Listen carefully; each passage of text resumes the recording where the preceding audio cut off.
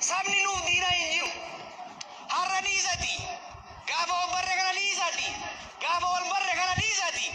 Gaafa dukkana keessatti galaasaa boofaan naadhii gammadaafaan waaqoo guutuufaan falmatti seenanillee qabsaa'onni keenya diinni keenya sirna cunqursaa naftanyaati jedhan. Bara keenyas bara qeerros diinni keenya sirna cunqursaa wayyaanee jenne malee takkaa saba Tigree hin jenne jechuudha. Gaafa sirna naftanyaas ummanni Amaaraa diina keenya hin turre. Arras gaafa wayyaaneen turte diinni keenya sirna malee ummata ta'uu akka hin qabaanne sirriitti beekuun barbaachisaadha.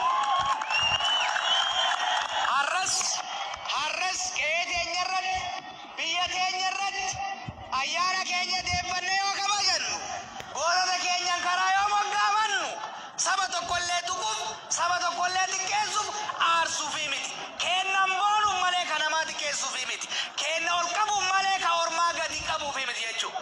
Asallaanta Oromiyaa taatus asallaanta Arsii taatus sabaa sablammii hunda keessa jira. Amaarri nu keessa jiraata. Guraageen nu keessa jiraata. Silteen nu keessa jiraata. Hiyyeessa akka kennati maqaa isaatiin naggadan malee isaaf tirfiin buuteen beeku jechuudha. Kanaaf qeerroo dhageessu. Sabni nu wajjin jiru hundi dimookiraasii nagayaa keessatti carraaqqatee hojjatee akkuma keessanitti jiraata jechuudha.